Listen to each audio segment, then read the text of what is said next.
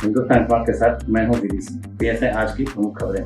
मां और भाई की हत्या करने वाली छात्रा बेहद सदमे में, उसका मेडिकल कराया गया। कबीर मठ के प्रबंधक की हत्या का आरोपी मणियाव पुलिस के साथ मुठभेड़ में घायल हो गया।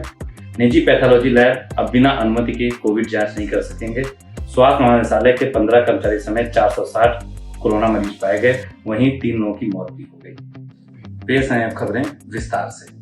रेलवे अधिकारी RD वाजपेयी की 14 साल की बेटी ने कल अपनी मां और अपने भाई की हत्या करके सनसनी फैला दी। उसके इस कदम से पूरा शहर अवाक रह गया और हर कोई ये जानना चाह रहा था कि आखिर ये घटना कैसे हुई। उसके पिता RD वाजपेयी से पुलिस ने लगातार पूछताछ की तो ये सामने आया कि वो कुछ दिन से अवसाद में चल रही थी।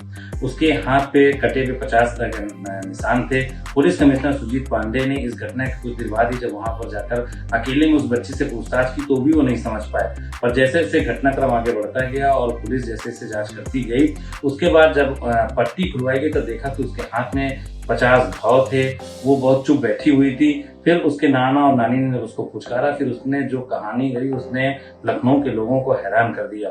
उसने बताया कि मुझे सपने में लगातार भूत आते हैं। उसे वो रेसू नाम से संबोधित कर रही थी और कहती रेसू केम, और इस तरह करके बाद में पता चला जब उसने पुलिस को बताया कि रेसू नाम का कोई एक भूत था जिसने उससे कहा था ये सब करो। उसके बाद ही वो जब सो के उठी, उसने देखा मम्मी पापा सो रहे हैं, सुबह नाश्ता कर चुकी थी नीलों के साथ। वो अंदर कमरे में जाती है, वहां पे पिस्टल निकाल के लाती है अलमारी से और सोते समय ही अपने माँ और भाई को गोली मार देती है। आज उसका बच्ची का मेडिकल कराया गया। डॉक्टर ने भी माना कि वो अवसाद में थी, इसीलिए अब जुवेनाइल कोर्ट के सामने जब उसको पेश किया जाएगा तो पुलिस अपनी तरफ से ये भी कहेगी कि इनको अस्पताल में रखा जाए क्योंकि उसके इलाज की जरूरत है। वहीं बच्ची के पिता रेलवे अधिकारी RD वाजपेयी ने भी यही कहा है कि मेरी बेटी को अस्पताल में रखा जाए, उसे इलाज की सख्त जरूरत है। अभी उसे देर शाम तक पेश नहीं किया गया था कोर्ट में। कबीर मठ के प्रबंधक धीरेन्द्र दास को 5 दिन पहले डालीगंज में गोली मार दी गई थी। इस घटना से पूरे शहर में हड़कंप मच गया था। पुलिस ने इसमें 3 लोगों को शाम को गिरफ्तार कर लिया था। उस वक्त पता लगा था कि इनका आपसी लंबा विवाद चला आ रहा, इन लोगों की कई बार झगड़ा हो चुका है। इसमें जो मुख्य आरोपी जितेंद्र जीतू था वो फरार हो गया था और उस पर 25,000 का इनाम घोषित किया गया था। रविवार सुबह ADCP राजेश श्रीवास्तव जी को सूचना मिलती है कि वो बदमाश मणियाव की तरफ गए हैं। तुरंत वो अपनी टीम को सतर्क कर देते हैं और इंस्पेक्टर मणियाव और दल बल के साथ उसको मणियाव इलाके में घेर लिया जाता है। वो पुलिस को देखते ही जब घिर जाता है तो फायरिंग शुरू कर देता है। जवाब में पुलिस भी अपनी फायरिंग करती है और उसके पैर में गोली लगती है, वो घायल हो जाता है। इस वक्त उसका अस्पताल में इलाज चल रहा है और उसे पुलिस अभिरक्षा में ले लिया गया है।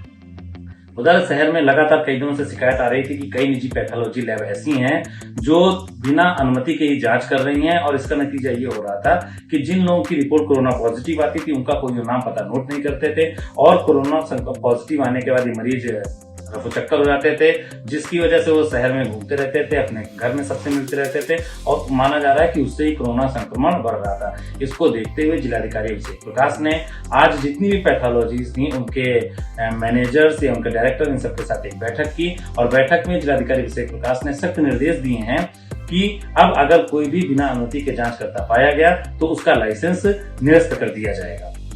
कोरोना संक्रमण लगातार बढ़ता जा रहा है। आज लखनऊ में 3 लोगों की इससे मौत हो गई। इसमें अमीनाबाद के दवा व्यापारी प्रदीप रस्तोगी 4 दिन से एरा में भर्ती थे। उनकी बड़ी दुकान है और रविवार दोपहर में उनकी मौत हो गई।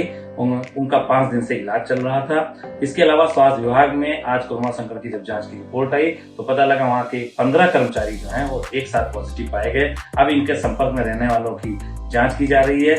लखनऊ में कुल आज 450 के करीब कोरोना संक्रमण के पेशेंट मिले हैं। पर दूसरी राहत भरी खबर ये है कि परिवहन निगम के MD राजशेखर आज अस्पताल से उनको छुट्टी मिल गई, वो पूरी तरह से ठीक हो गए। उनकी आज सुबह रिपोर्ट निगेटिव आई थी। उसी तरह करीब 423 लोगों की जो है आज रिपोर्ट निगेटिव आई और उन्हें अस्पताल से छुट्टी दे दी गई। ये एक राहत की खबर है।